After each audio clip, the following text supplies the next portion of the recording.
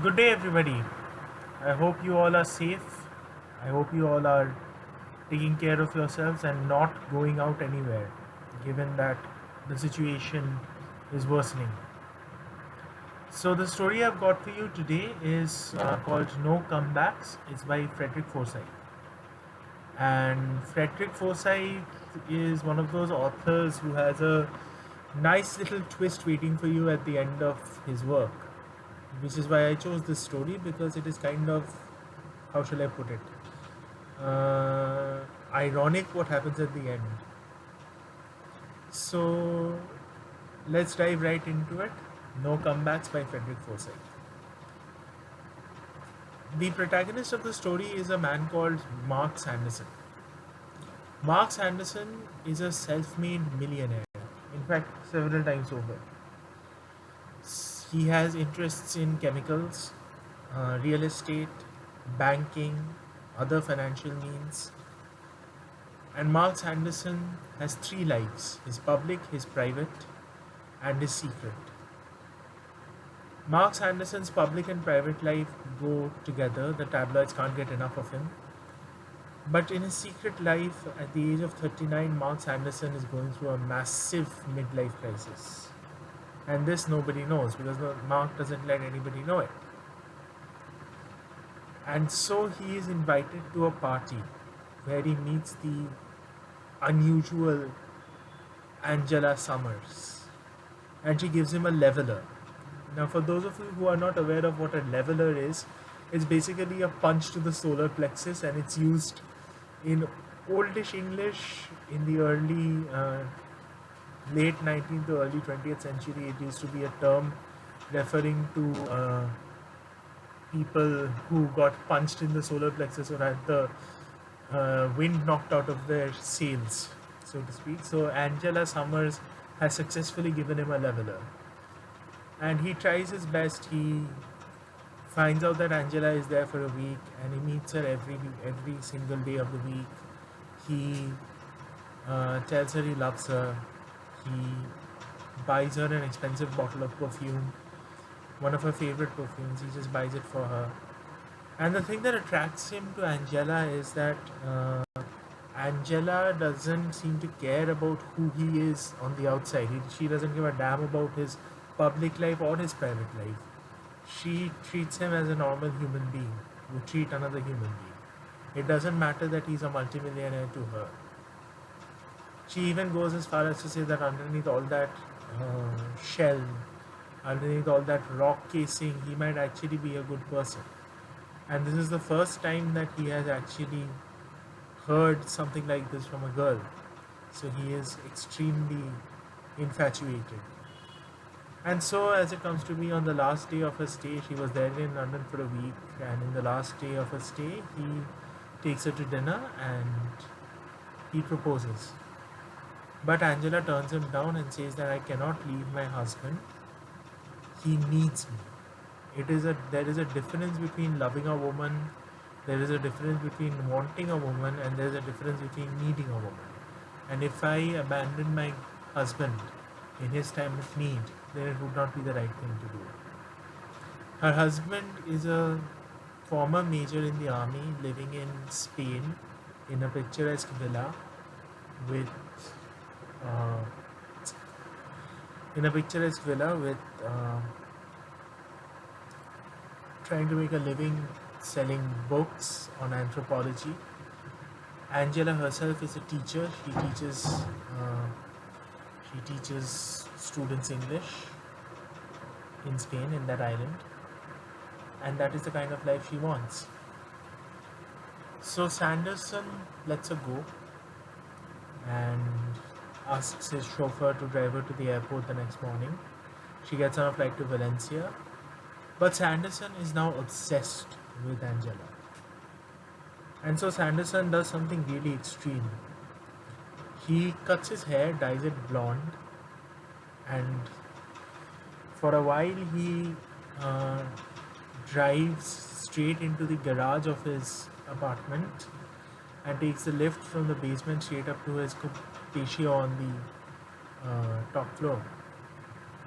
He also By post becomes a member of a library, and in that library he starts to research about mercenaries, and he finds one such mercenary who will be visiting England shortly, and he meets this mercenary at his club and says, I am looking for somebody who will be able to carry out a hit without it coming back to me, and I'm willing to pay top dollar. And he has actually, so desperate is he to find this person, that he has followed this mercenary to his flat. And so when the mercenary hears that he wants a hit done, he orders Sanderson at gunpoint to strip. And when Sanderson has stripped, he checks everything for wires, and then he says, okay, since you seem to be a client and not with the FBI or with the CIA or any other such law enforcement agency, I believe you. And there is only one man I know of who fits your entire requirement. I will get in touch with him. It's going to cost you $7,000. So, I'm sorry, 7,000 pounds. This is all happening in Britain. So 7,000 Great Britain pounds change hands, but Sanderson has his own condition. He pays only 5,000 pounds and says upon the completion of the job, the remainder 2,000 will be transferred to you by post. And so this mercenary starts looking, and he does find the man Sanderson is looking for, and Sanderson meets with him and gives him the details of the hit.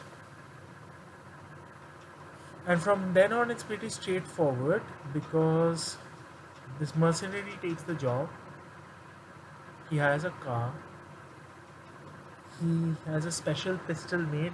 It's based on the Browning model, but it's heavily silenced. And he manages to drive down into Spain, puts up at a hotel where he checks in for 2 nights.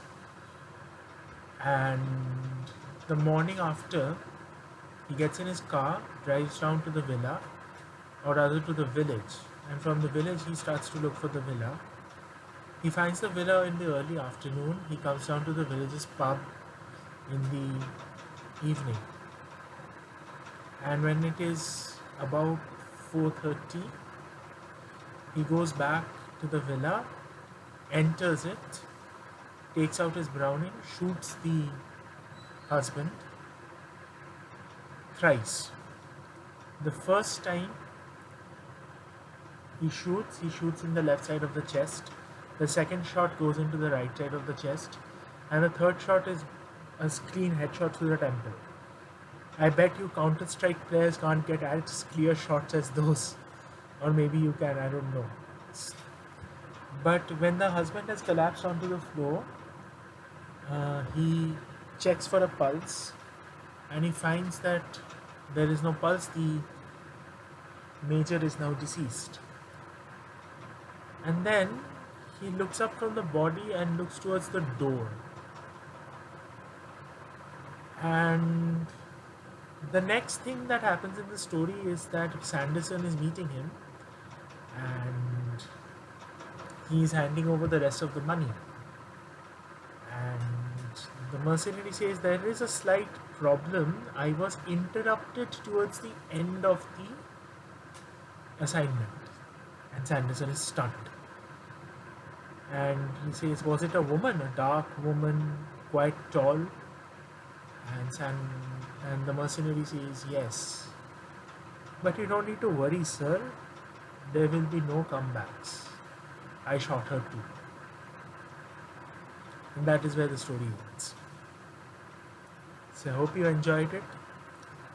And I hope your Monday blues are a little less today. I am cataloging my library. I will be coming up with more and more short stories as the days go by. If you do care to notice, in my previous videos, my bookshelf back over there used to have a different set of books on it. I have rearranged the bookshelf today. So there are I think my most of my Game and collection is towards the front. There are a couple of fairy tales in there. I think the next one I'll do is a fairy tale.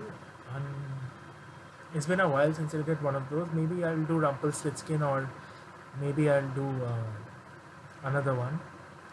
Let's see. I also have this one book called Vampires Never Get Old, and I had a thing for vampires when I was a teenager. So it could also be a vampire story. Let's see. We'll figure it out. That is all I got for you today. And stay safe, stay vigilant as before.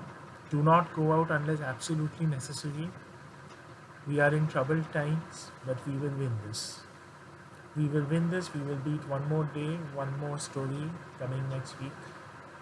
We will get through this. Have that faith. This is the Bilge Master signing off.